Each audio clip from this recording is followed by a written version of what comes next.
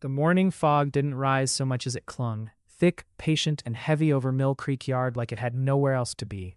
Steel rails disappeared into it within a few dozen meters, swallowed whole. The yard itself sat at the edge of a dying industrial valley, where the factories had stopped coughing smoke years ago, but never quite stopped smelling like they were still alive. A wind moved through the skeletal remains of old maintenance sheds, rattling loose tin panels and forgotten chains. Somewhere in the distance, a freight horn sounded, but it wasn't close enough to matter anymore. Engine 407 sat at track 9. It hadn't moved in 9 years. Not truly. Not under its own power. And yet it still occupied space like something that refused to accept its own obituary. Rust streaked down its sides in uneven trails, like time had tried to wash it away and given up halfway. The paint, what little remained, was industrial green, dulled into something closer to mud. One of its headlamps was cracked open, empty, like an eye that had stopped seeing long ago. The workers called it dead weight. Most of them didn't even know its number anymore. To them, it was just the old engine on track 9, the thing that kept getting in the way of new contracts, new storage space, new everything. A clipboard snapped shut. "Demolition starts after lunch," said Foreman Rakesh Malik, his voice flat, practiced. He stood near the edge of the platform, coat collar turned up against the damp. "Paperwork's cleared. Yard clearance team arrives in 4 hours." No one argued. They rarely did anymore when something had already been decided above them. A younger worker, barely out of training, shifted his weight. "They're really scrapping it? Just like that?" Rakesh didn't look at him. "It's not a museum piece. It's a liability." The word hung there longer than it should have. Liability, like the engine had done something wrong by simply existing past its usefulness. The fog thickened. Then came the footsteps. Unhurried, measured, not like a worker arriving for a shift, like someone returning to a place they had already left once, and regretted it ever since. The men turned slightly before they saw him. Walter Reeves didn't announce himself. He never had been the kind of man who needed to. He walked through the yard gate wearing a worn brown jacket that had seen too many winters and not enough repair. His boots carried the sound of dry gravel and wet steel in equal measure. There was a thin stiffness in his posture, not weakness, but restraint, like his body had learned to conserve movement the way others conserve money. Some of the younger workers didn't recognize him. The older ones did, and none of them said his name first. Walter stopped near track 9. He didn't look at the workers. He didn't look at the demolition schedule pinned to the notice board. He looked directly at engine 407, not like someone seeing it for the first time, like someone checking if it was still there. The only sound was the drip of condensation falling from overhead beams. Then Rakesh stepped forward. "Walter Reeves," he said carefully, as if testing whether the name still carried weight. "Didn't expect you back here." Walter didn't answer immediately. He adjusted his gloves instead. Small motion, controlled, like everything about him had been reduced to what was strictly necessary. "I heard you were scrapping it today," he said finally. "That's the plan." A pause. Walter nodded once. Not approval, not disagreement, just acknowledgement, like the plan was weather, and he was deciding whether to stand in it. "I need access," he said. That was when the air changed. Not dramatically. No one reacted with outrage or surprise. It was more subtle than that, like the yard itself had tightened slightly, as if listening harder. Rakesh frowned. "Access to what?" Walter finally looked at him. His eyes were tired in a way that sleep couldn't fix. "The engine." A younger worker let out a short laugh, unsure whether it was appropriate. "It's just scrap metal at this point, man." Walter didn't respond. He was already walking. Not toward the foreman, not toward permission, toward engine 407. Rakesh stepped aside instinctively, then seemed annoyed at himself for doing it. "You can't just—" Walter stopped beside the locomotive and placed his hand on the cold metal casing. The surface was damp, cold enough that it should have repelled touch, but his palms stayed there, like it belonged.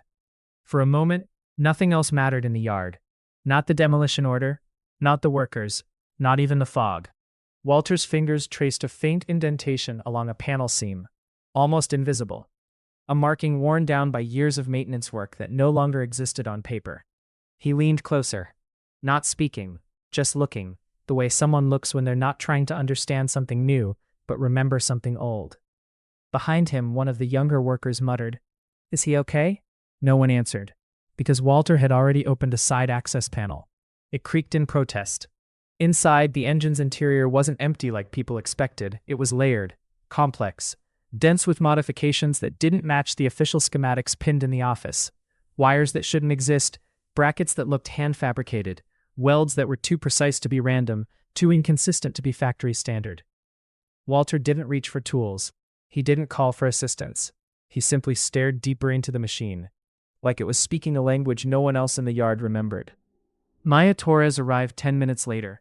She had been reviewing the demolition checklist when she noticed the gap in the yard activity was no longer where they were supposed to be.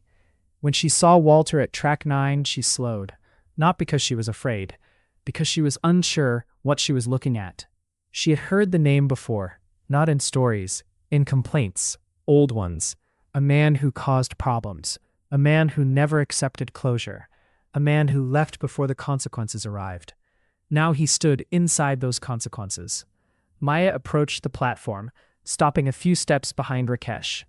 "That him?" she asked quietly. Rakesh didn't look away from Walter. "Yeah." "What's he doing?" Rakesh hesitated. That alone was answer enough. Walter reached deeper into the paneling. His fingers stopped at something hidden behind a secondary casing plate, scratched, almost deliberately concealed. He froze. For the first time since arriving, something in his expression shifted. Not surprise. Recognition. Like finding a sentence he had once written and forgotten. He exhaled slowly and said, barely audible, "So, it's still here." Maya leaned forward slightly. "What is?" Rakesh shook his head. "Nobody knows. That engine was locked down after the failure report." Walter didn't look back at them. His voice came quieter now, almost to himself. "They didn't remove it." A pause. They hid it. His hand stayed inside the machine. The fog outside thickened again, pressing against the yard fences. Somewhere in the distance, a train passed, but it sounded further away than before, like it belonged to another world entirely. Maya watched Walter carefully. He wasn't behaving like a man examining scrap metal. He was behaving like someone standing in front of unfinished work, something unresolved, something personal. And then she saw it. A faint set of markings on the inner panel, numbers etched in a pattern too deliberate to be accidental. Not factory codes, not repair tags, revisions, dozens of them, layered over time, hidden where no official inspection report had ever documented them. Walter finally withdrew his hand, slowly, like pulling it out of water too cold to explain. He looked at engine 407 again, but now, the way he looked at it had changed. Not curiosity, not nostalgia, something heavier, something unfinished. Behind him, Rakesh cleared his throat. "Demolition starts in a few hours. If you've got something to say it now." Walter didn't answer immediately. His gaze stayed fixed on the locomotive. Then, quietly, "You're not supposed to scrap it." Rakesh frowned. "Excuse me?" Walter finally turned his head slightly, not fully away from the engine, just enough for them to see his face, just enough for them to feel how little of him was left in the present moment. "You're scrapping a mistake," he said. "A beat, and you don't even know which one." The yard fell into a silence that felt less like absence of sound and more like pressure building beneath steel. And for the first time since engine 407 had been declared dead, it didn't feel empty anymore. The rain came in before sunrise. Not loudly, not dramatically, just a steady, patient fall that turned Mill Creek Yard into a sheet of dark metal and reflection.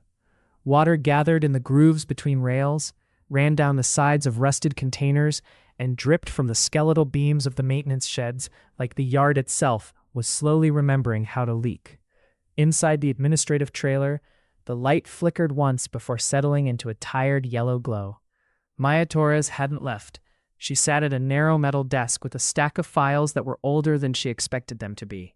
Some pages curled at the edges from moisture.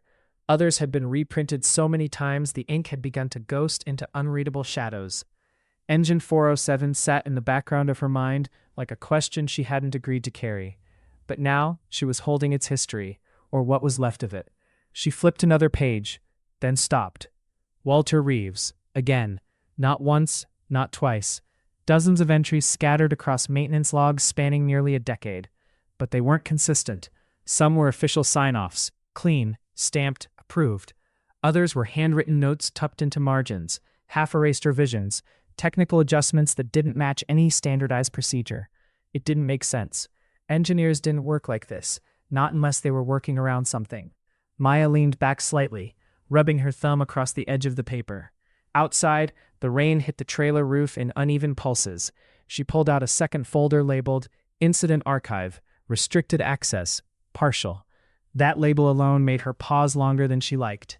Inside were accident summaries, inspection summaries, internal communications printed and reprinted until they lost emotional weight and became just data. She scanned one entry, then another, and then she found it. A report dated 7 years earlier. Catastrophic mechanical failure, Locomotive Class 407 Series Unit. Her eyes tracked the paragraph slowly, but something was wrong immediately. The phrasing didn't match the others. No precise mechanical breakdown sequence, no torque failure analysis, no standardized diagnostic breakdown. Instead, unclassified system destabilization, root cause undetermined, equipment to be decommissioned pending further evaluation. That wasn't engineering language. That was avoidance. Maya frowned and reached for a second document. Missing pages. Literally missing. Where page 3 should have been, there was a photocopy notice. Section removed by authorization, level 3 clearance. She stared at it longer than she should have. Then she stood. The chair legs scraped against the floor with a tired, metallic sound.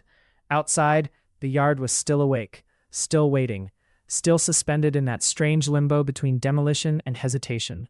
Maya pulled on her jacket and stepped into the rain. Walter was still at engine 407. Of course he was. He hadn't moved far since the previous day, except to kneel, stand, and trace sections of the locomotive side panels as if mapping something invisible beneath the surface. He wasn't using tools anymore, just observation and memory. The rain ran down his sleeves, but he didn't react to it. Maya approached slowly this time, not because she was cautious of him, because she was beginning to understand that the machine wasn't the only thing under inspection. "You're in every record," she said finally. Walter didn't look up. "That's what happens when you don't know when to stop fixing things," he replied. Maya stopped a few feet away. "That's not what the logs say." That got his attention. Not fast, not sharp, just a slight pause in movement, like a machine hesitating before a recalibration. Walter straightened slowly. "Logs don't say much," he said. "I found the accident report," Maya continued. "Or what's left of it." A faint shift in his expression. Not surprise. Something closer to resignation. "They removed sections," she said. "Why would they do that unless it told the wrong story?" Walter finished. Maya didn't answer immediately. Rain slid off the edge of the locomotive in uneven streams. Walter finally turned slightly toward her.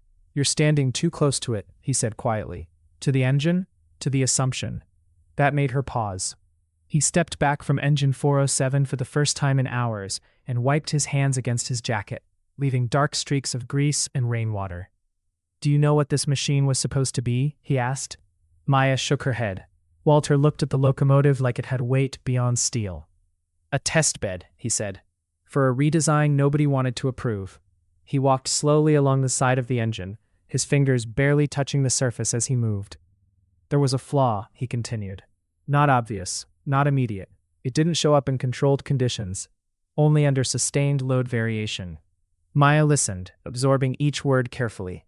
"Walter stopped near a maintenance seam, so I built around it." "You modified it," she said. "I corrected it." A pause, but nobody signed off on it. He nodded once. That's where the problem started. The rain grew slightly heavier, but neither of them moved for shelter. Maya glanced toward the open access panel he had worked on earlier.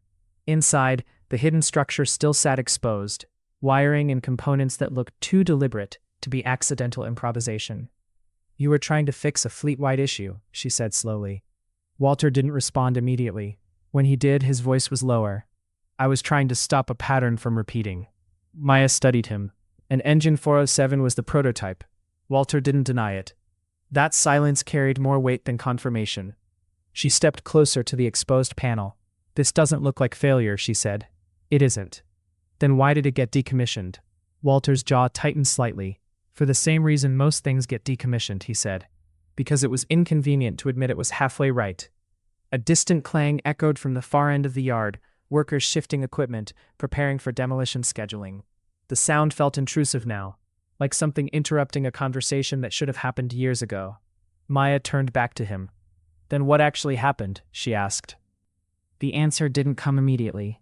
Instead, he looked at Engine 407, not as a machine, but as a memory with weight. They said it failed, he said finally. And I let them believe it. Maya frowned slightly. You didn't correct them? I tried. A pause. They didn't want correction. They wanted closure. That word lingered longer than expected. Closure. Like something artificial meant to replace understanding. Walter stepped back again, rain dripping from the edge of his sleeves. I stopped arguing after the third report revision, he said. After that, I just kept working on it in silence. Maya looked back at the engine. And for the first time, she didn't see scrap metal. She saw layers. Decisions made quietly, revisions hidden deliberately. A machine that had been shaped by conflict no one had documented properly. You weren't maintaining it, she said softly. Walter shook his head once. No. A pause. I was trying to finish it. The wind moved through the yard again, carrying the smell of wet iron and old diesel. Somewhere behind them, the demolition schedule board flapped slightly in the rain. Time wasn't waiting. But the engine wasn't either. And neither, Maya realized, was Walter. The yard changed after midnight. Not visibly at first. The same rain kept falling. The same fog pressed against the fences. The same rusted skeleton of Mill Creek Yard stood under a tired sky. But something in it felt expectant, like the place had started listening. Engine 407 sat under floodlights now, temporary ones dragged into position by workers who didn't fully understand why they were still following instructions that kept changing every hour. Demolition had been scheduled, then delayed, then reviewed, then delayed again. No one said the word canceled yet, but it was starting to feel close to that. Maya stood near the service rail, holding a small bundle of recovered documents inside a plastic sleeve. The paper was damp at the edges, softened by rain and handling. Walter was already inside the access platform. He hadn't spoken much since late afternoon, not because he had nothing to say, because he had started doing something instead of explaining it. The engine's side panels were open wider now, internal systems exposed like ribs under surgical light. Tools lay across a portable metal tray, worn wrenches, calibration meters, and a single analog diagnostic device, older than most of the workers in the yard. Maya watched him for a moment before speaking. You're not stopping the demolition order, she said. Walter didn't look back. No, that's not comforting. A faint pause. I didn't say it was supposed to be. Rainwater dripped from a pipe above them, tapping rhythmically against a steel container in the distance. Maya stepped closer. Then what are you doing? Walter tightened a bolt without answering immediately. The sound of metal turning echoed softly through the hollow interior of the locomotive. I'm removing assumptions, he said finally. Maya frowned. That's not a technical step. It is when assumptions are welded into the machine. That made her quiet for a moment. She watched him reach deeper into the engine's interior frame, carefully disconnecting a panel that had likely not been opened in years. Dust fell in slow clumps, heavy with age. Walter, she said, softer now. If this fails, they're going to bury it before anyone understands what you were trying to do. He stopped briefly, just briefly, then continued. It already failed, he said. Maya shook her head. No, it didn't. That's the point. A long silence followed, not empty, full. Walter finally stepped back and looked at her for the first time that night. His eyes looked more tired than before, not physically, but in a way that suggested carrying something for too long. It failed in their story, he said. That's the only version that survived. And yours. Walter didn't answer immediately. Instead, he turned back to Engine 407. I don't have a story, he said quietly. Just unfinished work. A distant mechanical clang echoed from somewhere in the yard, someone adjusting crane hooks or repositioning equipment. The sound felt out of place now, like industrial noise interrupting something more fragile than machinery. Maya stepped closer to the open panel. Inside, she saw it clearly now. Not chaos, not random modification. Structure, intentional routing paths, reinforced bypass systems, and something else.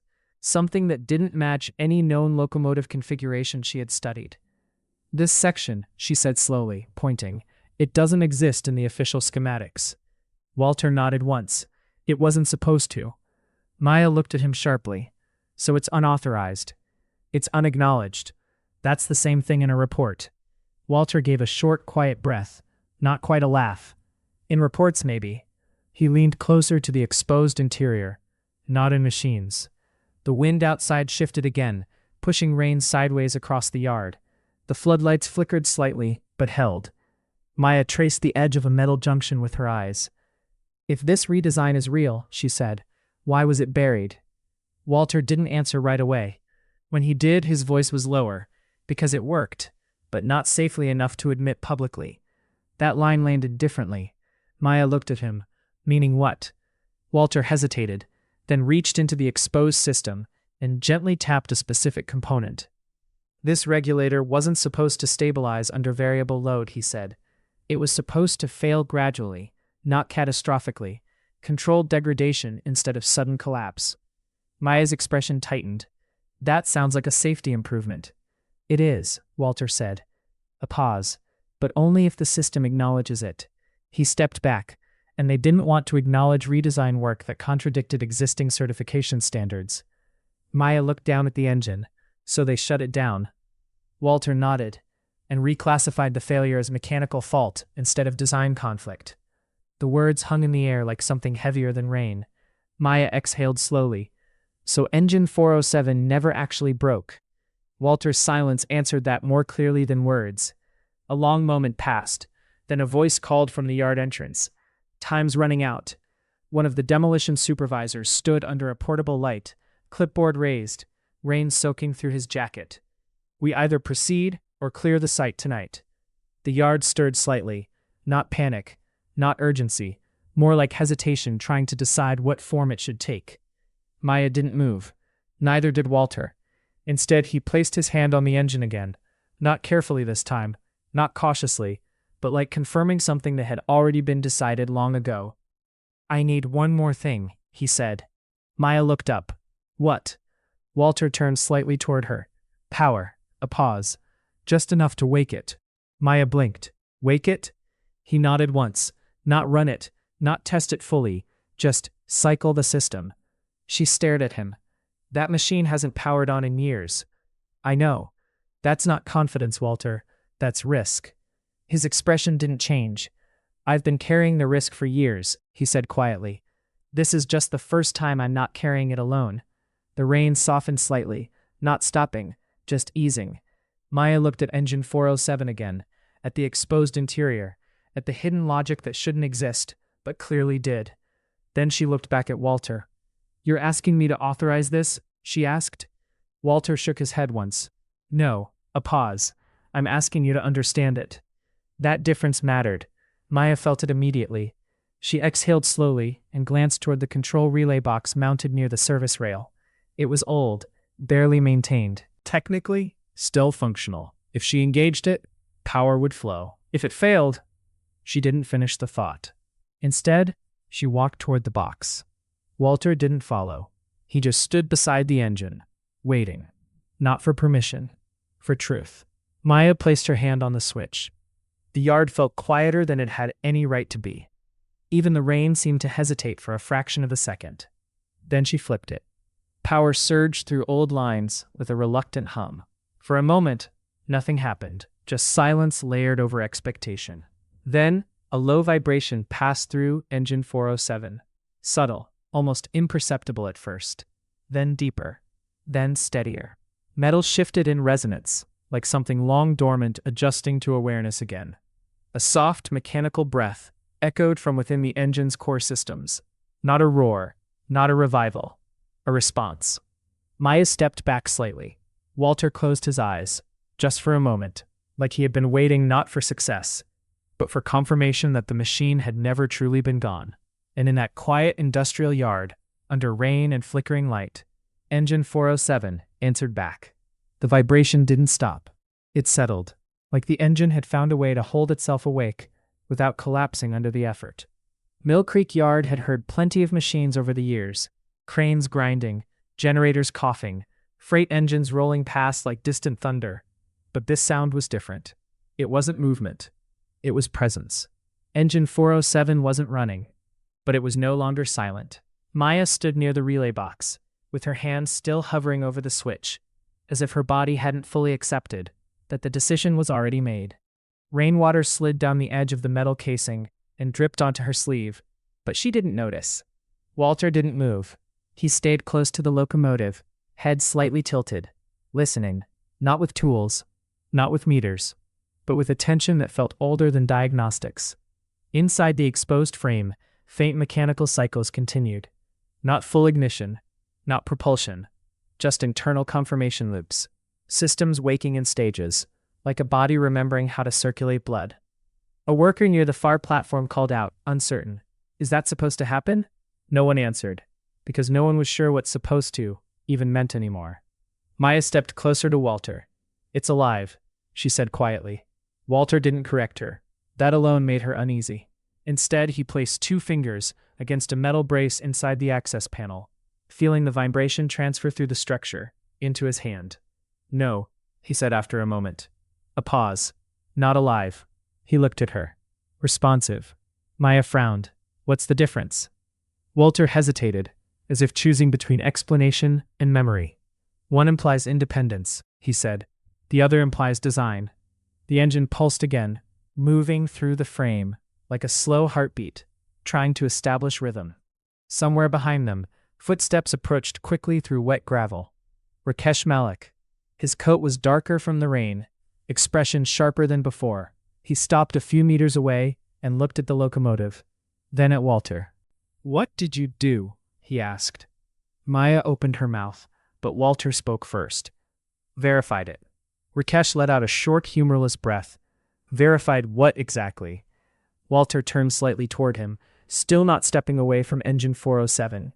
That it wasn't dead, he said. Rakesh looked at the engine again, narrowing his eyes. It's vibrating. That's not the same as operational. I didn't say it was operational. Rakesh's frustration sharpened.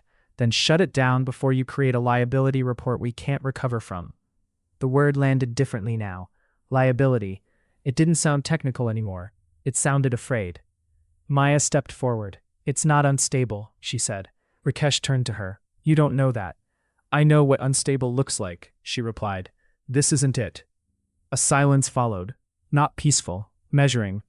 Walter finally stepped back from the engine, letting his hand fall away from the metal surface. It's holding, he said quietly. Rakesh stared at him. Holding what? Walter looked at engine 407. Memory, he said. That word shifted the air again, not because it was dramatic, because it was imprecise in a way machines were not supposed to be associated with. Rakesh shook his head slightly. Machines don't remember. Walter didn't argue. He just said, this one does. A deeper hum rolled through the engine again, slightly more stable than before. A maintenance cycle engaging, then stabilizing, then adjusting. Maya watched the pattern carefully. It wasn't random. It was structured feedback. She stepped closer to the exposed panel. This isn't ignition, she said slowly. It's calibration. Walter nodded once. Yes. Rakesh looked between them. Calibration for what? Neither of them answered immediately, because that was the part still forming, the part no one had documentation for. Maya leaned in slightly. Walter, what exactly did you build into this? For the first time since he returned, something in Walter's expression tightened, not defensively, but reflectively, like a door inside him had opened slightly, letting something old breathe again. I didn't build it to start, he said. A pause. I built it to not fail the same way twice. Rakesh frowned. That's not a design philosophy. That's regret. Walter didn't deny it, maybe because he knew it was true. The engine's vibration steadied further, a low, continuous tone now, consistent enough that even the untrained workers in the yard stopped shifting uneasily and simply listened. Maya looked at the exposed internal systems again. The redundancy layers, she said softly.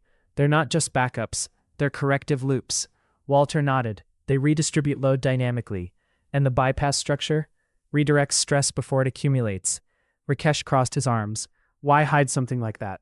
Walter's gaze didn't leave the machine, because it didn't follow certification logic, he said. It followed failure logic. That distinction hung in the air longer than expected. Failure logic. Not how things are supposed to work, but how they actually break. The engine emitted another pulse, stronger this time. A faint mechanical click echoed from deep within the system, something aligning, locking into place. Maya stepped back slightly, instinctively. That's not random, she said. No, Walter replied. It's sequencing. Rakesh looked at them both.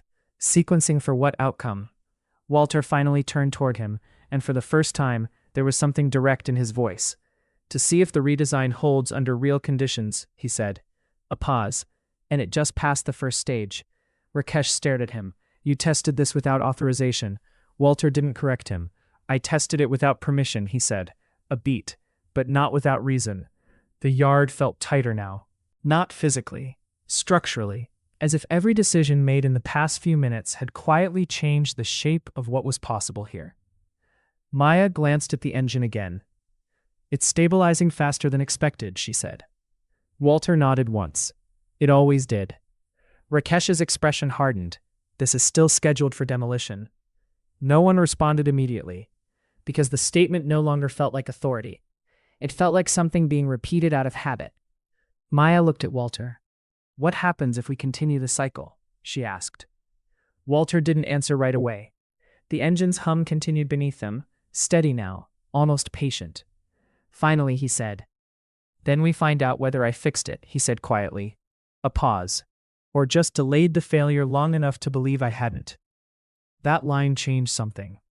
Not loudly, but internally. Because it reframed everything that had happened so far.